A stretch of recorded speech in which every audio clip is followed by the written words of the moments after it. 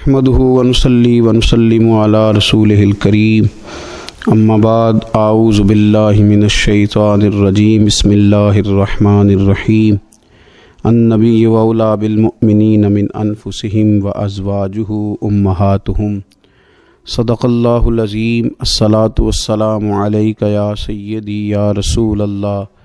وعلى آلک واصحابک یا سیدی یا حبیب اللہ اللہم صلی علی سیدنا و مولانا محمد معدن الجود والکرم وآلہ وصحبہ وبارک وسلم۔ حمد و صلاۃ کے بعد اللہ تعالیٰ نے قرآن مجید میں ارشاد فرمایا ہے کہ النبی اولی بالمؤمنین من انفسہم، فرمایا یہ نبی مسلمانوں سے ان کی جانوں سے بھی زیادہ قریب ہیں۔ وَأَزْوَاجُهُ أُمَّهَاتُهُمْ، اور ان کی بیویاں مومنوں کی مائیں ہیں۔ نبی پاک صلی اللہ تعالیٰ علیہ وسلم کی تمام ازواج مطہرات مومنوں کی مائیں ہیں۔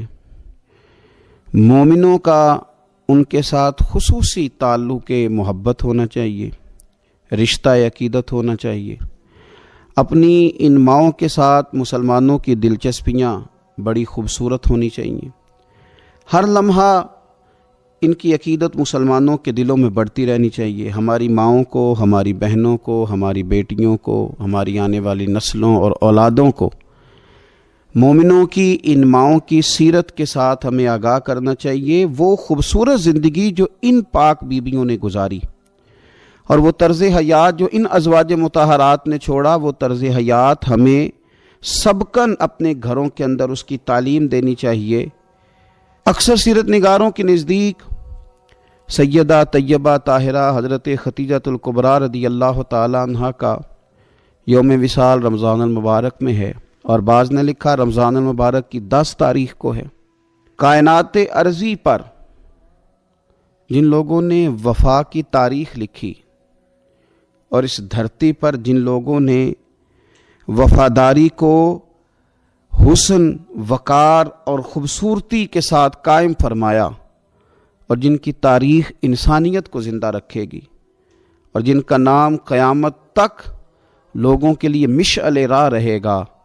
اور جن کی محبتوں سے لوگ خیرات حاصل کرتے رہیں گے، ان میں ایک نام ہے سیدہ ختیجہ الکبریٰ رضی اللہ تعالی عنہا کا۔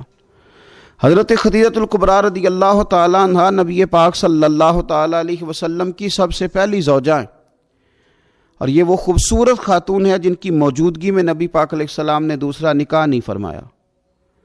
یہ حضور کے نکاح میں آئیں اور 25 سال انہیں حضور علیہ السلام کے ساتھ رفاقت کا شرف حاصل رہا۔ بڑی امیر تھیں، بڑا مال تھا، اللہ نے بڑا نوازا تھا، لیکن انہوں نے ہر چیز حضور کے مقدس قدموں پہ نچھاور کر دی۔ انہوں نے اپنا سارا مال لا کے حضور کی بارگاہ عالی مرتبت میں پیش کر دیا، اپنی ساری توجہات حضور کی خدمت پہ لگا دیں۔ حضور علیہ السلام جب کفار کی ظلم و ستم سے، ان کی طرف سے آنے والی تکلیفوں سے پریشان ہو کے لوٹتے تو یہ مقدس خاتون میرے قریب محبوب کی دلجوئی کرتی۔ گھر کے اندر نبی پاک صلی اللہ تعالیٰ علیہ وسلم کا حوصلہ بڑھانے کے لیے اللہ تبارک و تعالیٰ نے حضرت ختیجہ الکبریٰ رضی اللہ تعالیٰ عنہ کو منتخب فرمایا۔ آپ حضور علیہ السلام کی خدمت کرتی، حضور سے محبت کرتی، حضور کی ساری اولاد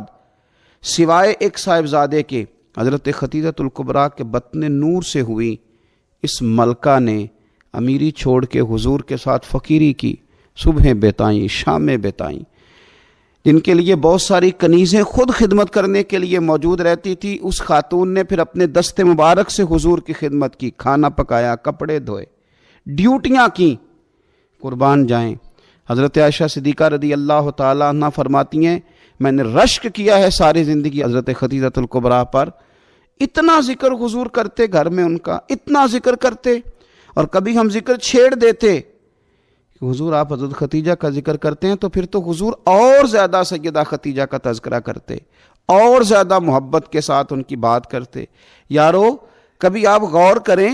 کہ یہ وہ عظیم خاتون ہے کہ جن کی سہیلیوں کے ساتھ بھی حضور اچھا سلوک فرماتے، ان کی سہیلیوں کو تحفے بھیجتے، کھانا پکا پکا کے ان کے گھروں میں روانہ کرتے، ان کا پیار کے ساتھ ذکر کرتے، ان کا تذکرہ کرتے۔ آپ کو بخاری مسلم میں حدیث ملے گی، حضرت ابو ہریرہ رضی اللہ تعالیٰ عنہ ارشاد فرماتے ہیں کہ حضرت جبریل امین علیہ السلام حضور کی خدمت میں حاضر تھے،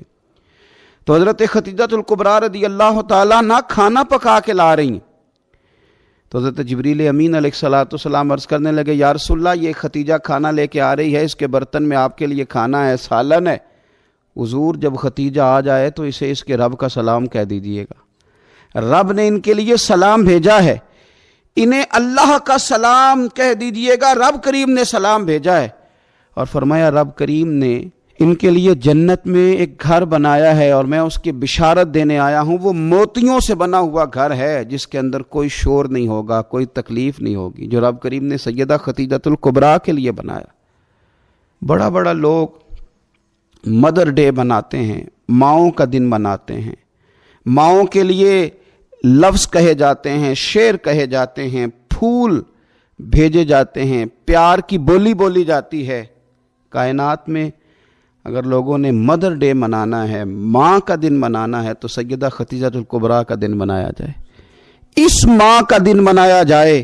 جس نے ماؤں کا وقار بلند کیا، اس عظیم خاتون کا دن منایا جائے جس نے لوگوں کو بتلایا کہ کائنات میں وہ بیویوں جن کے خاوند، جن کے شوہر دنیا میں کوئی بڑا کام کر رہے ہیں، وہ عورتیں اپنا کردار اس طرح کا بنائیں کہ وہ معاون بن جائیں، وہ مددگار بن جائیں۔ اگر وہ عورتیں حضرت خدیجہ الکبریٰ رضی اللہ تعالیٰ عنہا کا نقش قدم تلاش کر لیں گی، ان کا اسوہ نور اپنا لیں گی، تو ہو سکتا ہے کہ ان کے خامد اگر کوئی خیر کا کام کر رہے ہیں، کوئی بھلائی کا کام کر رہے ہیں، کوئی خدمت دین متین کر رہے ہیں، اس اسوہ کو اپنانے کی وجہ سے وہ ڈبل کام کر سکیں گے، شوہر پہلے سے زیادہ خدمات سر انجام دے سکیں گے۔ اس خاتون نے اپنی وفاؤں کا رخ اس طرح موڑا کہ اگر میں کہوں کہ وفا کا دوسرا نام ہی سیدہ خدیجہ الکبریٰ ہے، اگر میں کہوں کہ ادب کا دوسرا نام ہی سیدہ خدیجہ الکبریٰ ہے، اگر میں کہوں کہ شوہر کی فرما برداری کو کسی ایک جملے میں سمیٹا جا سکتا ہے، تو اس جملے کا نام سیدہ خدیجہ الکبریٰ ہے۔ سلام اس ماں پر جس ماں نے ہمارے پیارے محبوب علیہ السلام کو اتنا زیادہ پیار کیا کہ حضور سید عالم ان کے پاس آتے تو تسلی محسوس کرتے، کریم ان کے پاس جب تشریف لاتے تو حضور اپنے دل کو راحت میں محسوس کرتے۔ حضور علیہ السلام نے ان کے وصال کے سال کو غم کا سال قرار دیا۔ آؤ اس ماں کو خراج تحسین پیش کریں، اس ماں کا ذکر کریں، 10 رمضان مبارک کا سارا دن اس ماں کا ذکر کر کے گزاریں، ان کے لیے اپنے دل میں محبت پیدا کریں، اپنی بیٹیوں کو، اپنی بہنوں کو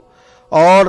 اپنے گھر والوں کو یاد کرائیں کہ یہ یوم ہے سیدہ خدیجہ الکبریٰ کا۔ اس دن کے موقع پر اپنی ماں کو سوٹ کا تحفہ پیش کریں، کپڑے خرید کے دیں، اس موقع پر اپنی بیٹی کے لیے تحفہ لیں، اس موقع پر اپنے گھر والوں کے ساتھ اپنے رویے کو نرم کریں کہ آج دن ہے سیدہ خدیجہ الکبریٰ کا۔ اے اللہ